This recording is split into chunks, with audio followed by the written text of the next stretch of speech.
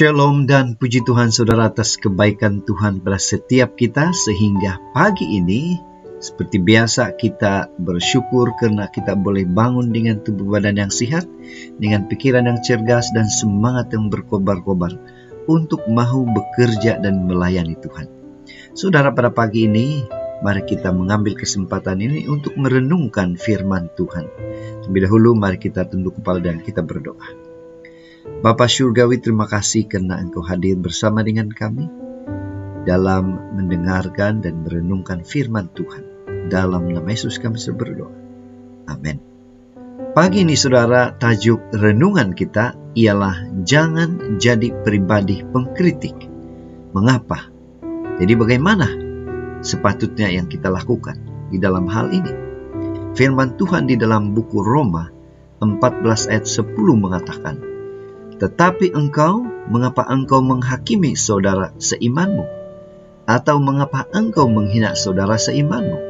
Sebab kita semua harus menghadap takhta pengadilan Allah."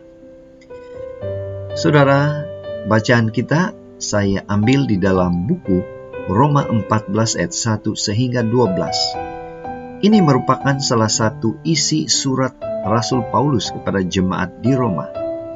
Surat ini berisi apa, saudara? Surat ini dikirim karena ada hal-hal yang tidak diingini berlaku di jemaat Roma tentang menghakimi orang lain. Mari kita mulai dengan ilustrasi. Seorang penulis, Jerry Briggs, bercerita tentang seorang ayah yang seringkali mengkritik anak perempuannya, seolah-olah anak perempuannya tidak dapat melakukan apapun dengan benar. Kamu tahu apa yang terjadi? Anak itu tumbuh sebagai anak yang merasa ditolak. Dan apabila semakin dewasa, anak itu mencari orang-orang yang boleh membuatnya merasa diterima. Ketika ayahnya sadar, anak ini sudah hidup dalam hidup seks bebas dan menjadi ketagih dada. Case seperti ini termasuk suatu suasana atau case yang ekstrim. Tidak semua kritik menimbulkan separah atau kesan seperti ini. Namun, yang pastinya, pada dasarnya, semangat mengkritik dan menghakimi memang bersifat menghancurkan. Apa kata firman Tuhan tentang hal ini? Apa kata firman yang disampaikan oleh Rasul Paulus tentang perkara menghakimi dan mengkritik ini? Kembali kepada jemaat Roma. Keharmonian jemaat di Roma pernah rusak karena ada jiwa pengkritik yang saling menghakimi. Dari komentar atau komen Rasul Paulus, tampaknya ada beberapa hal dan kita lihat secara ringkas di sini. Ada dua masalah yang membuat mereka saling menghakimi. Yang pertama itu adalah mereka mempersoalkan tentang makanan. Dan yang kedua, mereka mempersoalkan tentang hari-hari. Namun apakah itu masalah atau intinya situasi atau perkara ini berlaku? Mereka berbeda pendapat. Saudara, boleh saja pendapat kita itu berbeza-beza. Tetapi dalam case ini mereka boleh apa yang terjadi, mereka saling menghakimi dan mereka saling menghina antara satu sama lain. Masing-masing kelompok merasa yang paling benar. Masing-masing merasa mereka yang betul. Memandang rendah kelompok yang berbeza pendapat dengan mereka. Itu sebabnya Rasul Paulus menegur mereka dengan keras.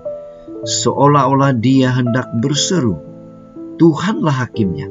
Mengapa kamu bertindak sebagai Tuhan untuk orang lain?"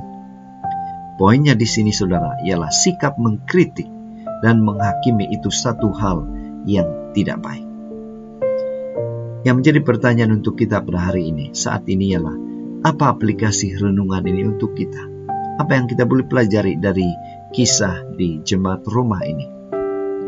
Saudara, memang hal-hal yang tidak sesuai dengan firman Tuhan itu jelas perlu ditegur.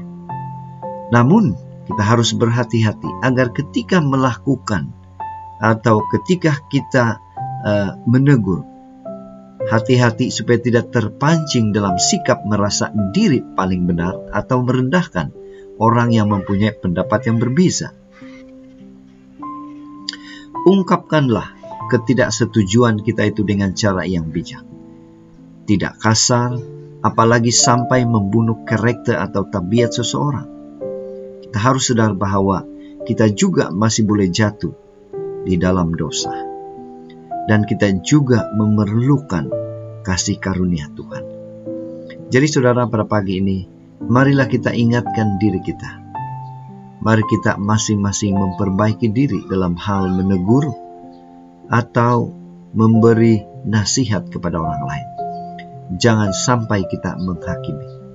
Mari kita gunakan pendekatan menegur dalam kasih, karena mengkritik dan menghakimi boleh menghancurkan jiwa.